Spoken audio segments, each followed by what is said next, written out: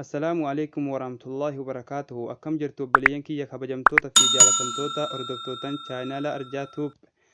بليان كي يكبجمو هرا واي تفسير قرآن أفان أرومو فيديو من أندرو ورابي دبرسرتي فيديون سغالين كان كانوا في ندغهمو سغالين سبراوان تيكو أوف سغالين كانوا ندغهمو الدبرتنو باسي ورطي يتنيف بليان كي دوغالا سغالين كي دغهمو رغم ملا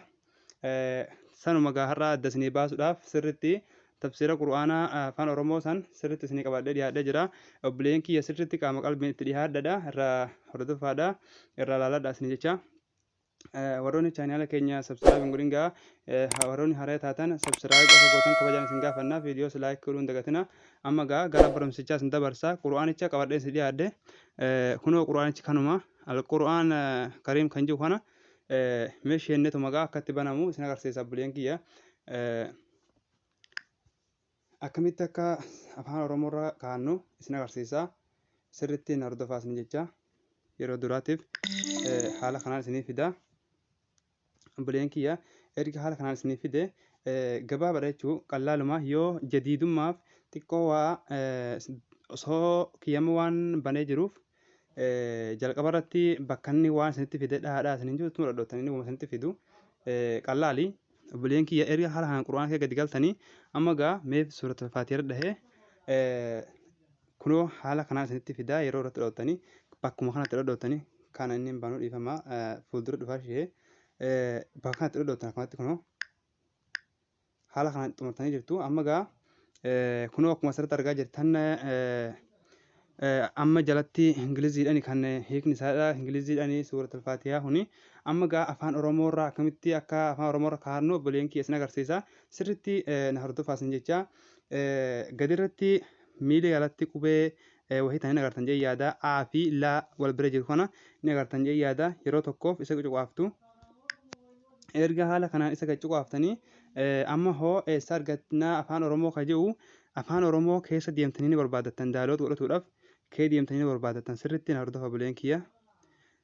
haala kanaan afaan oromoo kee deemnee barbaaddanna kunoo asumarratti nu bahee jira kunoo hin agartan jee yaada oromoo ka jedhu kana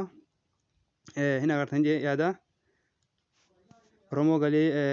baabur ka jedhu kana isarratti cuqaaftu daaloota godhachuudhaaf kunoo amma daaloota nu godhuudhaaf barbaadaa jira kunoo nu buuf deema kunoo gabaabaadha jechuun obboleen kiyya maashaallah amma nu bu'ee jira keessatti hordofna mataarra kanarra baana kunoo mataa kanarratti nu fidee jira jechuun amma oromoo kajiu kanoo asirratti nu fidee jira raayitii amma ingilizirra jiru kana isarratti raayitii gootanii ingilizirraa cuftu jechuun obboleen kiyya waan gabaabaadha asirratti hordofaadha irraa laalaadha isin jecha kunoo amma haala kana irratti erga hitanii okkee jennaan bas kunoo asirratti nu fidee jira jechuun obboleen kiyya dhiifama yeroo tokkoof kunoo haala kanaan erga haala kanatti dhoottanii amma yeroo tokkoof kunoo haala kanaan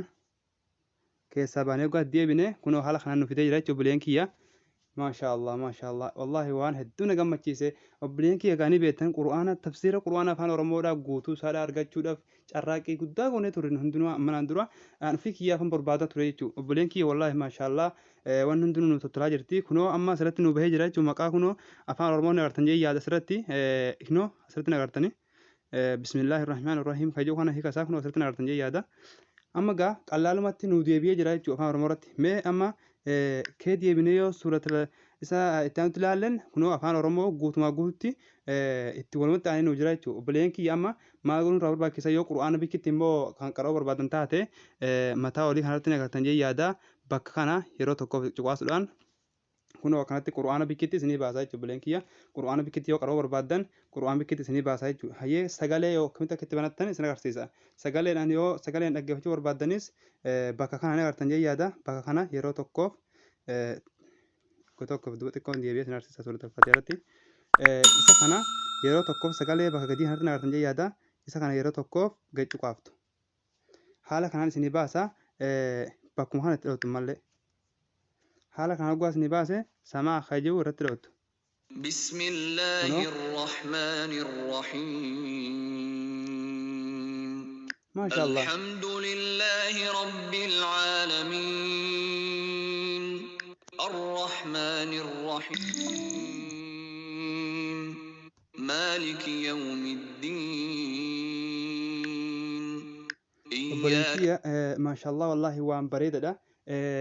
Suuraa illee takka takkaan tuttuqee isin agarsiisa jechuudha. Wallahi maashaallah kunoo irra isiniifin deebisee isin agarsiisa. Suuraa tokko tokkoon tuttuqee isin agarsiisa kunoo بسم akkuma الله asirratti agartan. الرحمن الرحيم Maashaallah maashaallah Allahu akbar Allahu akbar. Obboleen kiyya sirriitti hordofaa itti fayyadamaan isin jaa. Kuni kanuma obboleen kiyya gabaabaadha saniin booda gaa isin tukee deemee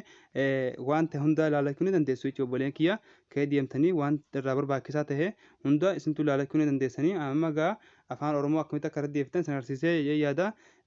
kuni kanuma obboleen kiyya qura'aanni kun waa hedduu ofirra qabatee jira. Qura'aanni kun waan bareedaadha waa hedduu ofirra qabatee jira maashaallah. Waan bareedaadha obboleen kiyya sirriitti buufadhaa itti fayyadamaa isin jecha kuni kanuma gaatii yoo gaa ammas keessaa dogongorri kan jiraatu taate obboleen kiyya haaluma kanaan wal sirreeffannaa koomentirratti nu barreessuu hin dagatinaa isin jecha amma barnoota biraa barnoota babbareedaa qalbii isin bu'aarsu isin qabannee dhiyaanna hanga sanitti toltii kennu jiraadha isin jecha assalaamu alaikum warahmatullaahi wabarakaatuhu.